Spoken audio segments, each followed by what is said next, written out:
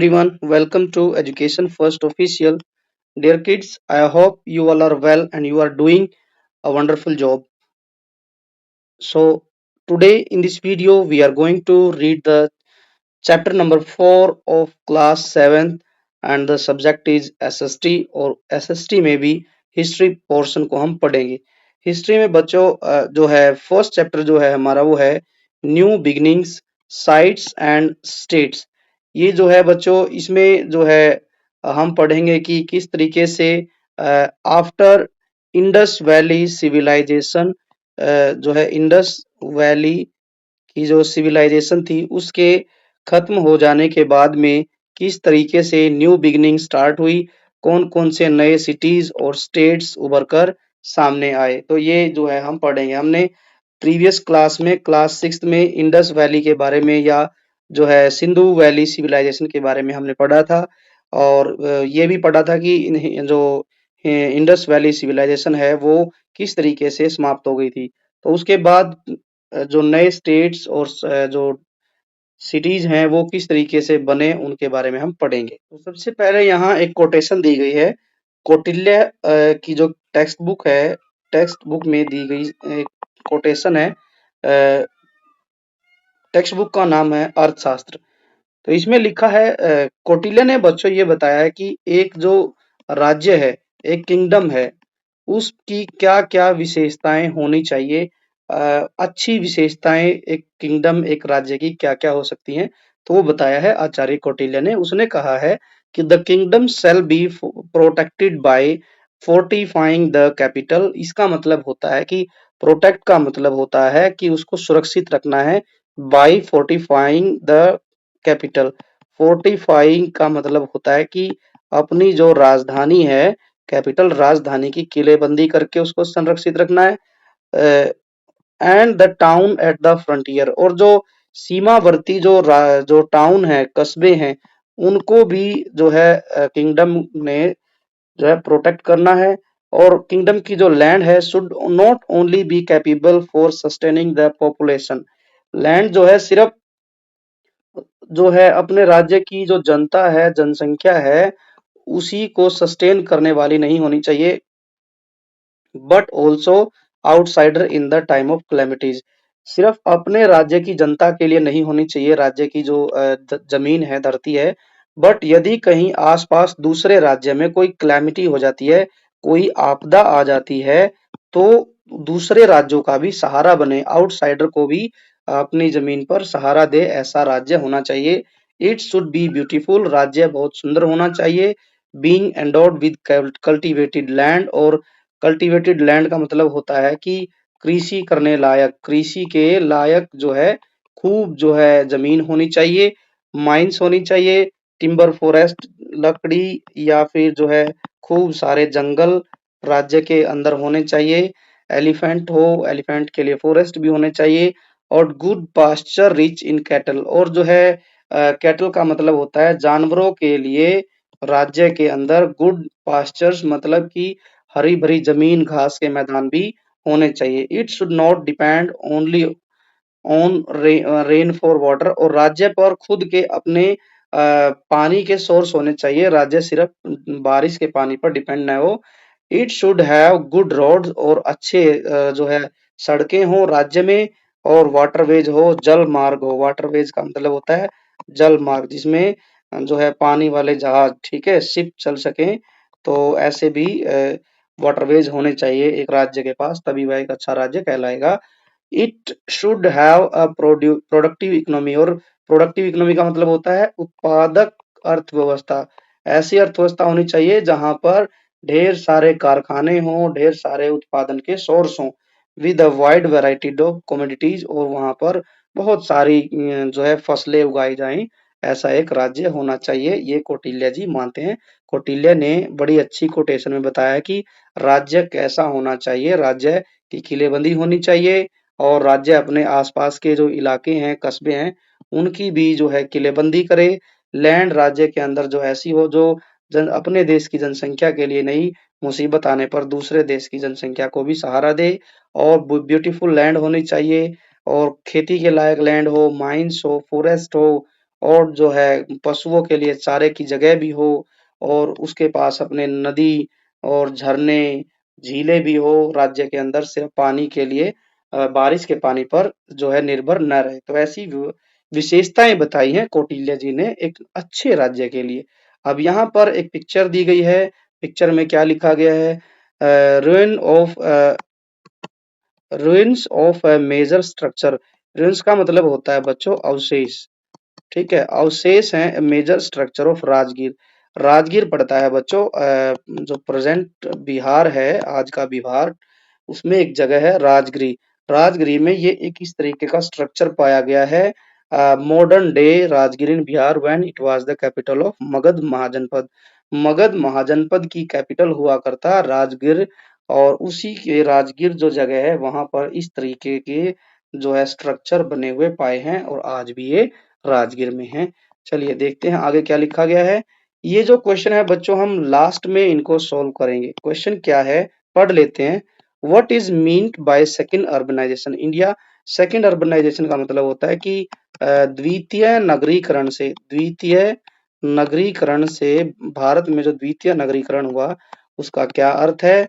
और why were janapad and mahajanapadas an important development India's early history. जो जनपद थे और महाजनपद थे उनका जो है इंडिया की जो हिस्ट्री है उसमें क्या जो है इम्पोर्टेंट डेवलपमेंट रहा उनके बारे में बात करेंगे हम। क्वेश्चन आंसर का को सोल्व करेंगे बाद में हम। What kind of system of governance did they involve. और जनपद और महाजनपद जो थे वो किस तरीके की जो गवर्नेंस थी उसका यूज करते थे, क्या सिस्टम था, ये हम अभी पढ़ेंगे इस लेसन में। और लास्ट में जब सारे क्वेश्चन आंसर सोल्व करेंगे तब हम इन तीनों क्वेश्चनों को भी इनके आंसर लिखेंगे। चलिए लेसन पढ़ते हैं क्या दिया गया है। Let us recall that in the early second millennium BC. Second millennium का मतलब होता है कि जो सेकंड जो सदी थी बिफोर बिफोर क्रिश्चियन एरा, ठीक है, बिफोर क्रिश्चियन एरा मतलब दूसरी सदी ईसा पूर्व, दूसरी सदी ईसा पूर्व में हमने देखा था। ये लिखा है कि सेकंड मिलेनियम बीसी का मतलब है कि over a century after 2000 BC. दूसरी ईसवी सदी पूर्व क्या था, the Indus and Harappan and Sindhu Saraswati civilisation. ये एक ही है, या तो आप इसको इंडस वैली कहें, हड़प्पन कहे या फिर जो है सिंधु सरस्वती सिविलाइजेशन कहे, ये एक ही है बच्चों। Which we called India's first urbanisation. हम जो है इंडस वैली सिविलाइजेशन को हमने लास्ट क्लास में पढ़ा था कि जो इंडस वैली सिविलाइजेशन है हम उसको फर्स्ट क्या कहते थे, फर्स्ट अर्बनाइजेशन। फर्स्ट मतलब पहला नगरीकरण। नगरीकरण मतलब कि जो इंडस वैली सिविलाइजेशन थी वहां पर बड़े बड़े शहर थे जैसे मोहनजोदारो, हड़प्पा, ठीक है। इंडिया की बात करें तो सबसे बड़ा जो साइट था वो हरियाणा में था, राखी जो है राखी गढ़ी, ठीक है। और इसी तरीके से हरियाणा में और भी बनवाली एक जगह थी। तो ये सारे बड़े बड़े शहर थे, फर्स्ट अर्बनाइजेशन थी। डिसइंटीग्रेटेड, डिसइंटीग्रेटेड का मतलब होता है कि ये जो है सेकंड बीसी में टूट गई थी ये, ठीक है ना, जो है अलग अलग जगह पर इसको जो है खत्म हो गई थी। सम इट्स सिटीज वर अबंडन, ठीक है। और जो है लोगों के द्वारा जो है यहाँ के जो कुछ सिटी थे जैसे आप मोहनजोदड़ो में पढ़ेंगे, एक मूवी भी बनी है मोहनजोदड़ो पर, जहां पर लास्ट के सीन में नेचुरल कैलेमिटीज फ्लड आ जाती है और फ्लड के आने के बाद लोगों को अपना मोहनजोदड़ो छोड़ना पड़ा था, ठीक है। अबंडन का मतलब होता है त्याग देना, ठीक है, त्याग देना। आप मूवी देखेंगे तो उसमें भी आपको पता चलेगा। तो छोड़ दिया था। और या फिर कुछ शहर जो है डिसइंटीग्रेटेड हो गए थे, वे विघटित हो गए थे, टूट फूट गए थे। In others some people continued living there.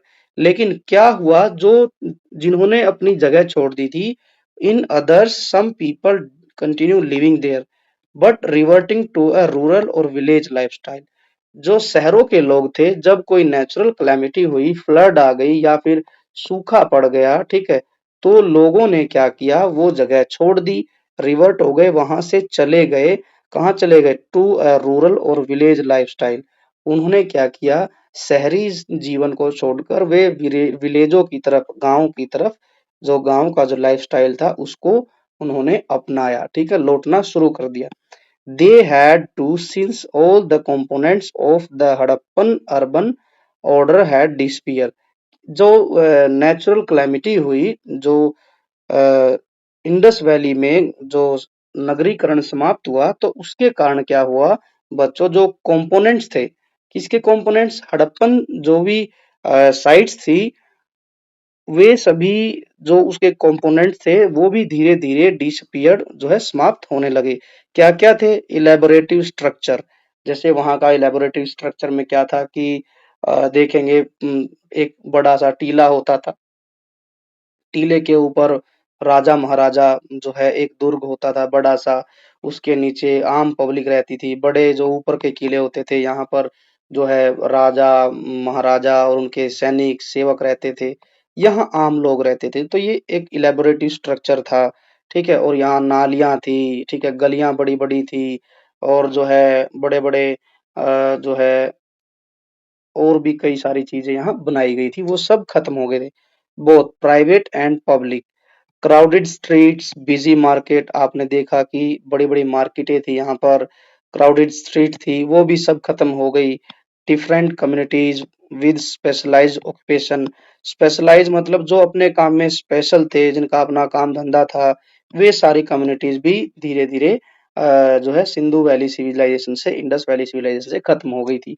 कौन कौन थे उसमें, जैसे metal Smiths, potters, builders, weavers मतलब बुनकर होता है, बिल्डर मतलब होता है जो बिल्डिंग बनाते हैं, पोटर मतलब जो कुम्हार थे या फिर कोई मेटल का काम करते थे, क्राफ्टमैन थे, ये सारे के सारे लोग ये जो है ये जो है समाप्त हो गए, इधर उधर जो है चले गए थे, ठीक है, क्योंकि जो सिविलाइजेशन समाप्त हो गई थी। And so on. Writing system, यहाँ पर एक बहुत ही अच्छा राइटिंग सिस्टम था, लेखन प्रणाली थी, एक सैनिटेशन सिस्टम था, साफ सफाई रखते थे, वो भी खत्म हो गया। The presence of an administration, और जो इनका एक जो है गवर्नेंस का एक जो ये सरकार चलाते थे, वो ढांचा भी सारा का सारा खत्म हो गया। And behind it all a large state structure with ruling class at the head, और जो इनका जो राजा था, ठीक है, जिस पर पूरा का पूरा राज्य जो है चलता था, वो सब के सब यहाँ पर खत्म हो गए थे, जैसे जैसे इंडस वैली सिविलाइजेशन समाप्त हुई थी। And for a whole millennium urban life remain absent from India, और एक पूरी होल मिलेनियम मतलब कि एक सदी तक, 100 साल तक क्या हुआ था कि भारत से जो है अर्बन लाइफ, शहरी जो जीवन था वो समाप्त हो गया था, शहरी जिंदगी समाप्त हो गई थी। शहरी जिंदगी की जगह ग्रामीण जीवन फिर से विकसित होने लगा था। Though there may have been few towns, ठीक है, शहर तो खत्म हो गए थे, लेकिन फिर भी कुछ टाउन थे जो अभी भी जो है बसे हुए थे। कहाँ थे वो, there in the north India. जो इंडस वैली सिविलाइजेशन थी, वो बच्चों यहाँ मैप दिखाया गया है इंडिया का, इंडिया के मैप में इंडस वैली जो सिविलाइजेशन थी, वो बेसिकली जो थी वो हमारे देश के जो है राजस्थान, गुजरात और जो है पाकिस्तान, हरियाणा, यहाँ थी, पंजाब। लेकिन जो इंडस वैली समाप्त हो गई, उसके बाद में सिर्फ कुछ ही टाउन बचे थे जो कि नॉर्थ इंडिया में अपना सरवाइव कर रहे थे। अब उनके बारे में भी हम बात करेंगे। इंडीड, वास्तव में there were important regional culture which we need not to study here, यहां से पढ़ेंगे, अब ये इंपॉर्टेंट है। Then in the first millennium BC, first millennium BC का मतलब होता है पहली सदी ईसा पूर्व, हिंदी में भी समझते जाएंगे साथ के साथ में। आप जो साथ के साथ वीडियो को लाइक करें और जो है चैनल को सब्सक्राइब भी करें। The first BCE, a vibrant new phase of urbanisation began in the Ganga plains. अब जो फर्स्ट जो थी अर्बनाइजेशन थी, वो खत्म हो गई थी। अब इसके बाद धीरे धीरे सेकंड अर्बनाइजेशन, अर्बनाइजेशन धीरे धीरे गंगा के मैदानों में जो है न्यू फेज शुरू हो गया था अर्बनाइजेशन का। कहां पर, गंगा के मैदानी भागों में, पार्ट ऑफ इंडस और Sindhu Basin or neighboring region, gradually spreading to other part of subcontinent। और ये जो अर्बनाइजेशन थी, जो नया फेज था जो अर्बनाइजेशन का, ये गंगा के साथ साथ कहां से कहां तक शुरू हुआ? Part of Indus basin, Indus जो रिवर है उसके बेसिन में भी शुरू हुआ और नेबरिंग रीजन में भी शुरू हुआ। ठीक है, नेबरिंग रीजन जैसे इन जो गंगा रिवर है ये हमारी इधर से यूके, यूपी, बिहार चलती है। इसके अलावा नेबरिंग रीजन कौन सा? जैसे यहाँ पर विंध्या पर्वत है, ठीक है, विंध्या पर्वत, विंध्या रेंज है, ठीक, एमपी में। और इसके अलावा महाराष्ट्र के जो आसपास जो है भी एक नई अर्बनाइजेशन शुरू हुई, spreading to other part of the subcontinent. और इसके अलावा जो है सब कॉन्टिनेंट के अदर पार्ट में भी शुरू हुई। हाउ डू वी नो, हमें कैसे पता चला? इसके दो सोर्स हैं, मेनली टू सोर्स। फर्स्ट है archaeological excavations that have confirmed the existence of those ancient urban centres. पहला जो सोर्स मिला हमें वो मिला आर्कियोलॉजिकल एक्सकेवेशन। आर्कियोलॉजिकल एक्सकेवेशन का मतलब होता है कि आर्कियोलॉजी डिपार्टमेंट के लोगों ने खुदाई की और खुदाई से हमें कंफर्म हुआ existence of ancient urban centre. खुदाई करने पर हमें पुराने, एंशिएंट का मतलब होता है प्राचीन, जो है शहरी केंद्र मिले। ठीक है, शहर मिले, प्राचीन शहर मिले खुदाई में। और दूसरा क्या जो है सोर्स है जिससे पता चले कि पहले भी कोई शहर थे? Ancient literature. एंशियंट लिटरेचर भी इसका एक बड़ा सोर्स है। जैसे हम पढ़ सकते हैं एंशियंट में, एंशियंट सोर्स क्या है? लेट वैदिक, उत्तर वैदिक, बुद्धिस्ट, बुद्ध लोगों की किताबों में और जैन लिटरेचर में पूरी रेफरेंस दी गई है दीज न्यू अर्बन सेंटर्स। ठीक है, यदि आपको इन अर्बन सेंटर के बारे में पढ़ना है तो आप बुद्धिस्ट और जैन के लिटरेचर में भी पढ़ सकते हैं, वहां भी आपको इन नए शहरों के बारे में जानकारी मिलेगी। चलिए अब हम पढ़ते हैं कौन से वो न्यू फेज थे इंडिया के जो कहलाए सेकंड अर्बनाइजेशन। न्यू फेज कौन से थे उनको अब हम पढ़ेंगे इस लेसन में। जैसे यहाँ दिया गया है, क्या दिया गया है? जनपद और महाजनपद। बच्चों पहले जो था, पहले इंडस वैली थी। इंडस वैली में जो है हर जगह, जैसे मोहनजोदड़ो हम पढ़ते थे, मोहनजोदड़ो हमने पढ़ा। इसके बाद जो है हमने पढ़ा क्या? हड़प्पा। यहाँ भी हर जगह जो है एक राजा होता था। ठीक है, पूरे कबीले का एक सरदार होता था, राजा कहलाता था। ऐसे ही जो है सेकंड जो अर्बनाइजेशन हुई, वहां लोग जनपद के रूप में रहते थे, या और जब एक जनपद से दूसरे जनपद की दोस्ती या मिल जाते थे या कई जनपद मिल जाते थे तो उसको महाजनपद कहते थे। यही अब हम पढ़ेंगे। चलिए क्या लिखा है? Toward the end of the second millennium BC, जब सेकेंड मिलेनियम बीसीई की समाप्ति हुई, रीजनल कल्चर्स ग्रेजुअली रीऑर्गेनाइज, जो रीजनल कल्चर थे वो ऑर्गेनाइज हुए, दोबारा से ऑर्गेनाइज। ठीक है, जो लोग थे इधर उधर रहते थे वो दोबारा से एक दूसरे के साथ रहने लगे।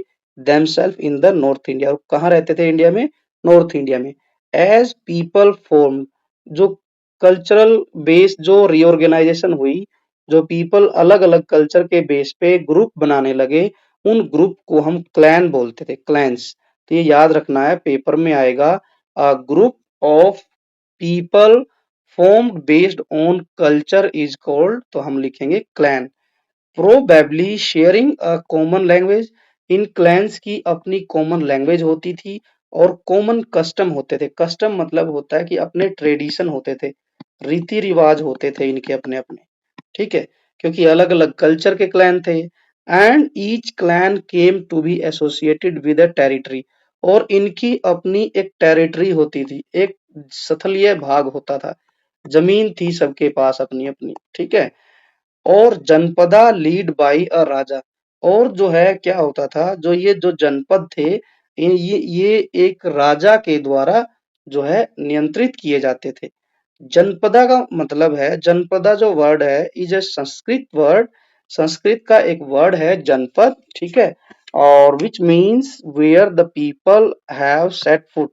ठीक है, जनपद हम समझते हैं जनपद। ठीक है, जन का मतलब होता है पीपल, और पद का मतलब होता है फीट, ठीक है। तो इसका मतलब ये हुआ बच्चों कि जहां पर एक ऐसी जगह जहां पर लोगों के पैर खड़े हों, ठीक है, set feet, where the people have set feet, एक ऐसी जगह जहां पर लोगों के पैर हों। That is have settle down, इसका मतलब हो गया कि जहां लोग रहते हों, ठीक है। जिस जमीन पर लोग रहते थे उसी को ही जनपद नाम दिया गया। जनपद is a Sanskrit language word that means people have set foot. तो ये बन गया है। यहाँ से आगे पढ़ते हैं।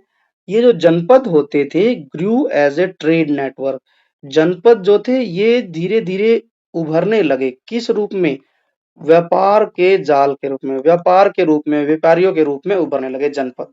एक्सपेंडेड एंड कनेक्टेड देम, और ये क्या हुआ, जनपद जो थे ट्रेड के रूप में उभरे, इन्होंने अपना एक्सपेंशन किया, दूर दूर तक फैल गए और दूसरे जनपद के साथ कनेक्ट होते गए। By the 8th and 7th century BCE, some of those early state had merged together. The resulting bigger unit were known as महाजनपद। देखिए, ऊपर हमने जनपद के बारे में पढ़ा। जब जनपद अपने ट्रेड के लिए दूसरे राज्यों तक एक्सपेंड कर गए और दूसरे जो जनपद थे उनके साथ में जो है दूसरे जो जनपद थे उनके साथ व्यापार किया, बाद में वे दूसरे के साथ मर्ज कर लिए, ठीक है। जो स्टेट थे, कई बार स्टेट एक दूसरे जनपद के साथ मिल जाते थे, और जब मिल जाते थे तो इसका रिजल्ट ये हुआ कि जो दोनों के मिलने से जो यूनिट बनी उसको हम महाजनपद कहने लग गए। Although the text have different list of them, the more frequent list give the name of 16 Janapadas. अब यहाँ क्या लिखा है कि जो टेक्स्ट है, जो ग्रंथ है हमारे, ठीक है, जो बेसिक ग्रंथ है जो भारत के, उनमें ऐसे ही जनपद जैसा वर्ड यहाँ आया है, 16 जनपद का नाम आता है, ठीक है ना। हम बहुत सारे हैं ऐसे तो, लेकिन मेनली जो थे वो 16 महाजनपद थे। Extended from Gandhara in the north west. अब छोटा सा हम यहाँ मैप बना लेते हैं इंडिया का। सपोज दैट ये हमारा प्यारा भारत है, ये चलिए जी, ये हो गया हमारा प्यारा भारत। तो यहाँ ये कहा है, ये जो महाजनपद थे, महाजनपद थे, ये कहाँ तक फैले हुए थे? जनपद ये फैले हुए थे नॉर्थ वेस्ट। नॉर्थ वेस्ट ये होगा जहां मैंने एरो का निशान लगाया। नॉर्थ वेस्ट में था गांधार, यहाँ पर पड़ता था गांधार बच्चों, जो कि आज के अफगानिस्तान में है। आज का जो अफगानिस्तान है, गांधार वहां पड़ता है। टू अंग इन द ईस्ट, अंग जो बच्चों बिहार में पड़ता था पहले। अंग एक जगह थी यहाँ पर बिहार में, ठीक। तो यहाँ तक फैला हुआ था ईस्ट में। And to Asmaka in the central India, और सेंट्रल इंडिया की बात की जाए तो यहाँ के आसपास थी जो महाजनपद था एक, अस्मक। तो अस्मका जो जनपद था वो सेंट्रल में था, close to the Godavari river. कहाँ था? और इसके पास से ही गोदावरी रिवर जो है जाती थी। तो गोदावरी रिवर के पास में ही अस्मक महाजनपद था। See map there may have been a few more along the some smaller janapadas continues independently. तो आप नेक्स्ट पेज पर एक मैप देखेंगे जिसमें आप इन 16 जनपद को देख सकते हैं। इसके अलावा आप छोटे छोटे जनपद को भी देखेंगे जो इंडिपेंडेंटली अपना काम करते थे, राज करते थे। जैसे यहाँ पर देखिए,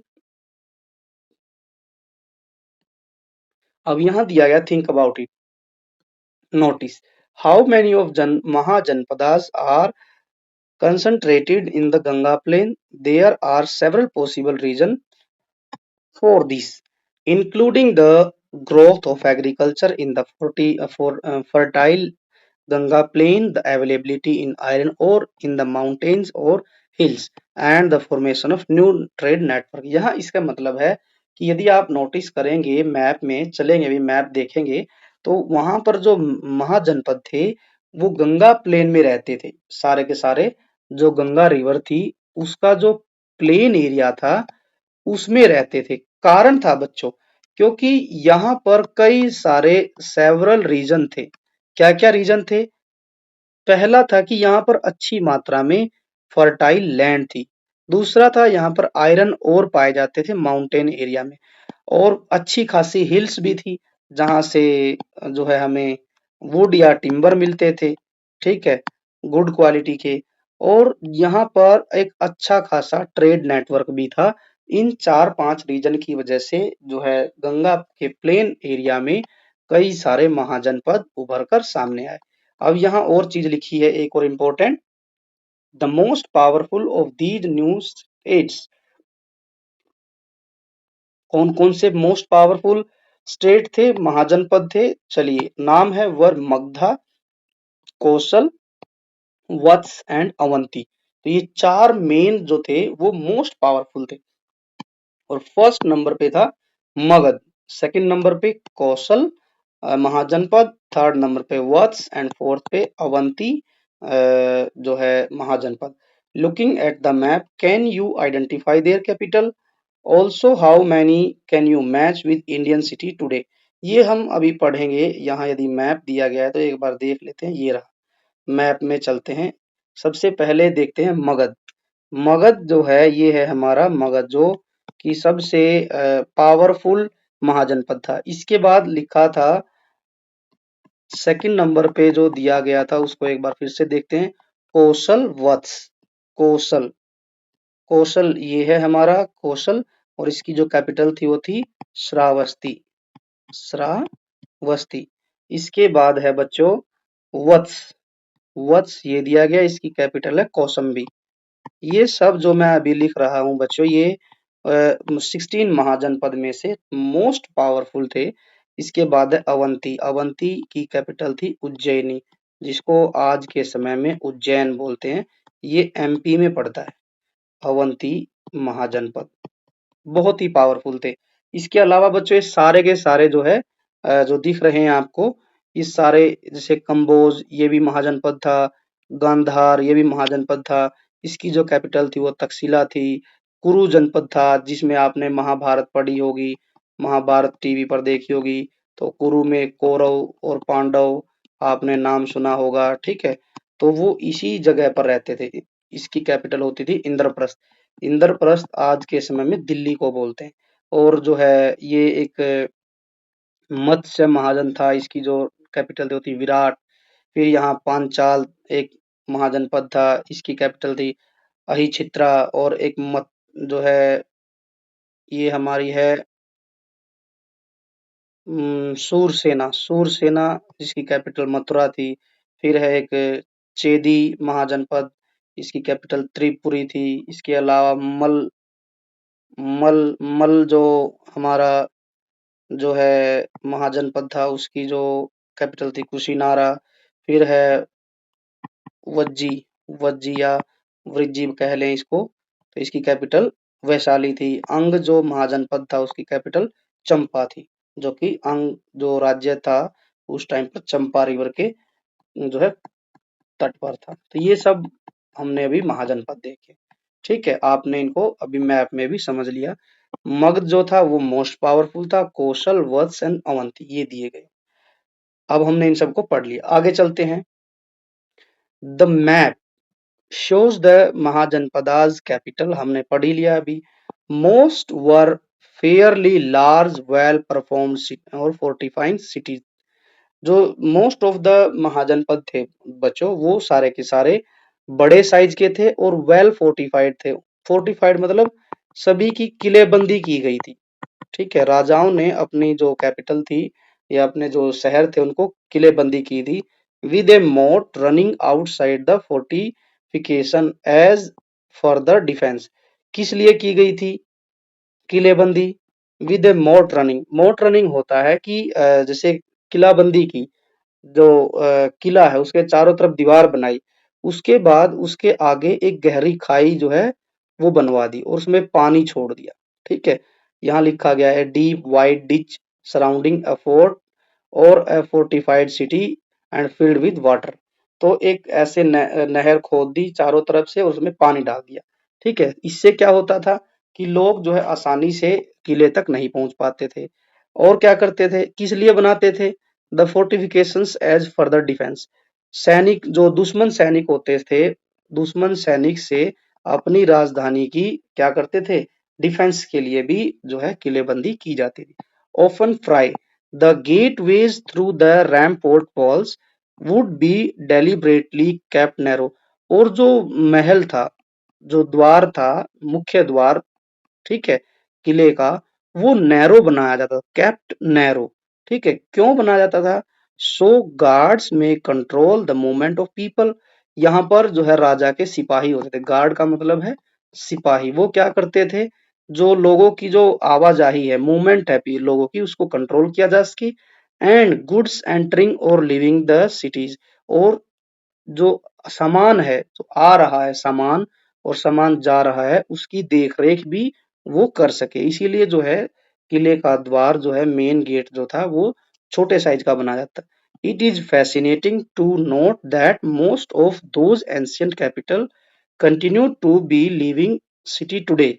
अब मजे की बात यह है, इट इज फैसिनेटिंग, फैसिनेटिंग है कि अच्छी इंटरेस्टिंग बात यह है कि जो पुराने समय की जो कैपिटल्स थी, एंशियंट मतलब पुरानी, प्राचीन, प्राचीन या पुरानी जो कैपिटल थी, राजधानियां थी, वो आज भी है, continue to be living city todays. आज भी वो शहरों के रूप में हैं। ठीक है, आज के शहरों के रूप में हैं। Modern cities that are open 500 years old. और ये जो शहर हैं, पुरानी राजधानियां थी जो आज एक शहर बन गए हैं, ये कितने साल पुरानी है, 2500 साल पुरानी है। Best example is Patna. ठीक है, पटना, या फिर हम कहें पटना में ही राजगीर। ठीक है, राजगीर एक जगह है, वो बहुत पुराना शहर है। जैसे अब पढ़ते हैं क्या है, अर्ली डेमोक्रेटिक ट्रेडिशन। अब क्या लिखा गया है यहाँ पर कि जो जनपद थे, जनपद और महाजनपद थे, वहां पर सरकार कैसे काम करती थी, डेमोक्रेटिक सिस्टम क्या था वहां का। चलिए पढ़ते हैं। ईच जनपदा हैड एन असेंबली और काउंसिल।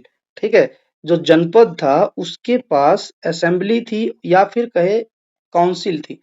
असेंबली मतलब बच्चों, असेंबली का मतलब होता है group of people, group of people, group of people थे, जिसको हम सभा बोलते थे। इस असेंबली को हम सभा कहते थे। ठीक है, क्योंकि इसमें कई सारे लोग होते थे। कई जगह पर इसको समिति भी बोलते थे, सभा या समिति। ठीक है, और इनका काम क्या होता था, where matters concerning the clan would be discussed. अब ये क्या करते थे, जो जनपद के छोटे छोटे क्लैन थे, जो ग्रुप थे, उनके मैटर को क्या किया जाता था, कंसर्निंग जो है डिस्कस किया जाता था। Remember from the chapter on the India's cultural root that the word Sabha and Samiti first appears in the Vedas, India's most ancient text. ये जो सभा और समिति जो वर्ड है बच्चों, ये जनपदों ने अपने लिए यूज किया। ठीक है, लेकिन इन शब्दों का सबसे पहले जो प्रयोग हुआ था, वो वेदों में किया गया था। इन जो कि वेद जो थे हमारे इंडिया के सबसे पुराने ग्रंथ हैं। ठीक है, वहां पर सभा और समिति का यूज किया था। जनपदों ने ये जो सभा और समिति वर्ड है, ये वहीं से लिए थे।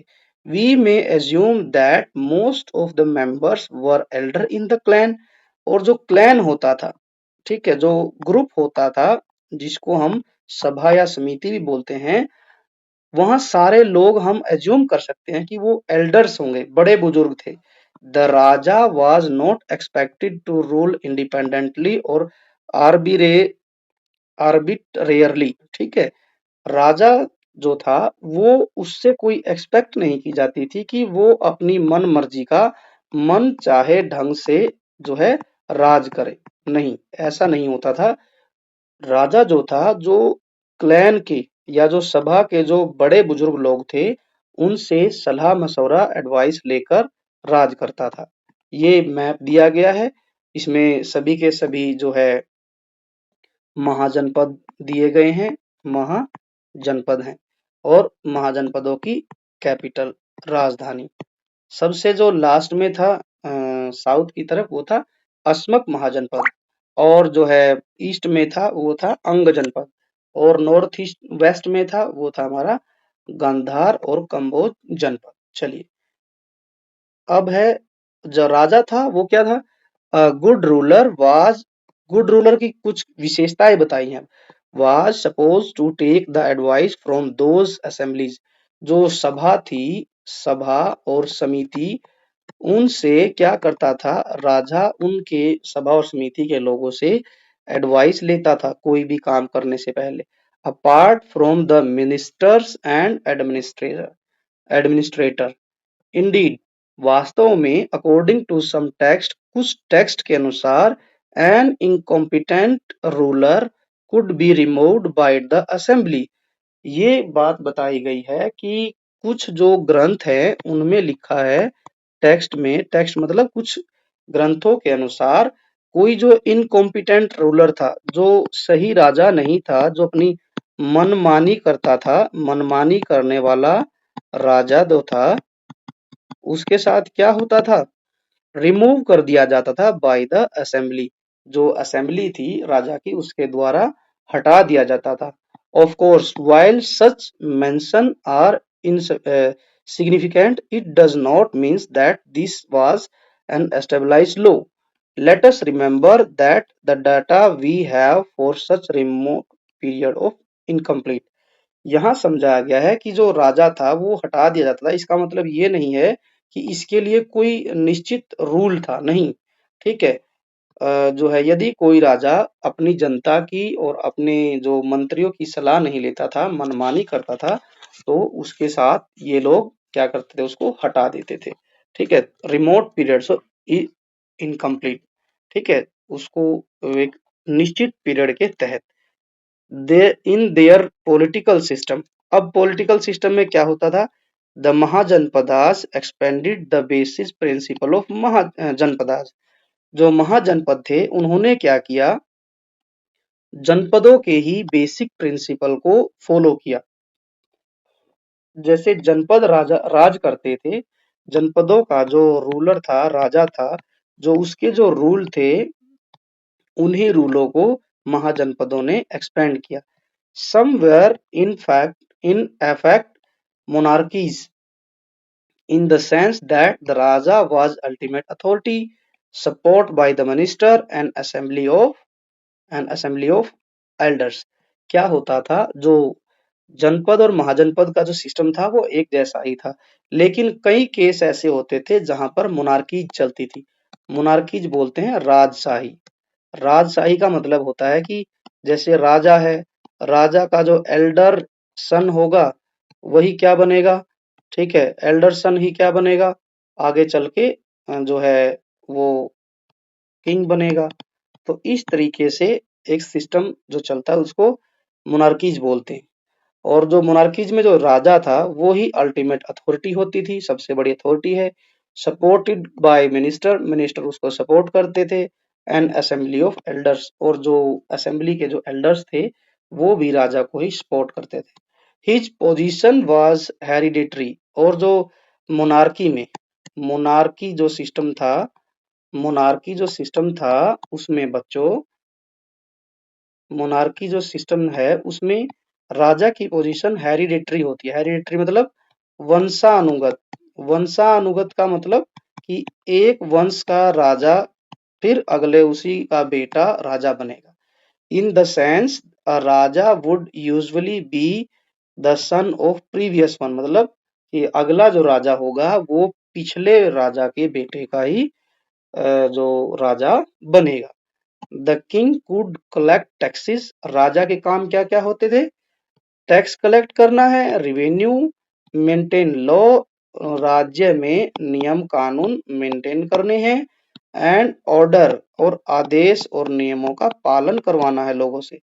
गेट इम्प्रेसिव फोर्टिफिकेशन, और जो है किलेबंदी करवानी है, किलेबंदी करवानी है। built around their capital and maintain an army to defend the territory। और अपनी जो है आर्मी, आर्मी मतलब सेना को मेंटेन करना है, किसके लिए? डिफेंड द टेरिटरी, अपनी जगह को बचाने के लिए, अपने राज्य को बचाने के लिए एक आर्मी मेंटेन करनी है। और wage war with neighbouring ones, और आसपास के जो राज्य हैं उनसे लड़ाई के लिए, ठीक है, युद्ध के लिए अपनी सेना को तैयार करके रखना है। एज द केस में भी, यदि कोई केस होता है आसपास के राजा के साथ लड़ाई होती है, तो ऐसे केस में अपनी आर्मी या युद्ध के लिए अपनी आर्मी को तैयार करना है। Magadh, located in part of today's Bihar, Magadh एक जगह है जो कि आज के बिहार जो है राज्य उसमें है। कौशल in the today's Uttar Pradesh, कौशल जो महाजनपद है वो है आज के उत्तर प्रदेश में। अवंती जो है वो आज के मध्य प्रदेश में है। Were the most powerful such state, तो ये कुछ बहुत ही पावरफुल स्टेट थे। क्वेश्चन आएगा आपके PT1 में, which one of these Mahajanapada is the most powerful, तो आंसर में आ जाएगा मगध, कौशाम्बी, अवंती, अस्मक।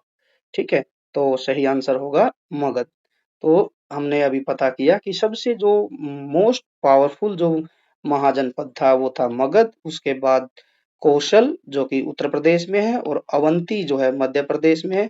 ये सारे के सारे इम्पोर्टेंट जो है महाजनपद थे। तो बच्चों आज हम इतना ही पढ़ेंगे, ठीक है, और इसके जो नेक्स्ट है वो हम इसके सेकंड पार्ट में पढ़ेंगे, सेकंड पार्ट की वीडियो जो आएगी उसमें पढ़ेंगे। आई होप आपको ये यहाँ तक का लेसन समझ आया है। यदि आपको वीडियो अच्छी लगी तो लाइक करें और अपने दोस्तों के साथ ज़्यादा से ज़्यादा शेयर करें। Education first official YouTube channel को आप ज़्यादा से ज़्यादा सब्सक्राइब भी करें ताकि आपको आने वाली वीडियो का नोटिफिकेशन सबसे पहले मिल सके। इसके बाद बच्चों हम जो है PT1 या यूनिट टेस्ट आने वाले हैं उनकी वीडियो शुरू करेंगे, तो आप जो है चैनल को जरूर सब्सक्राइब करें, अपने दोस्तों से भी सब्सक्राइब कराएं। मिलेंगे हम नेक्स्ट पार्ट में, तब तक के लिए bye bye, take care and thank you for watching.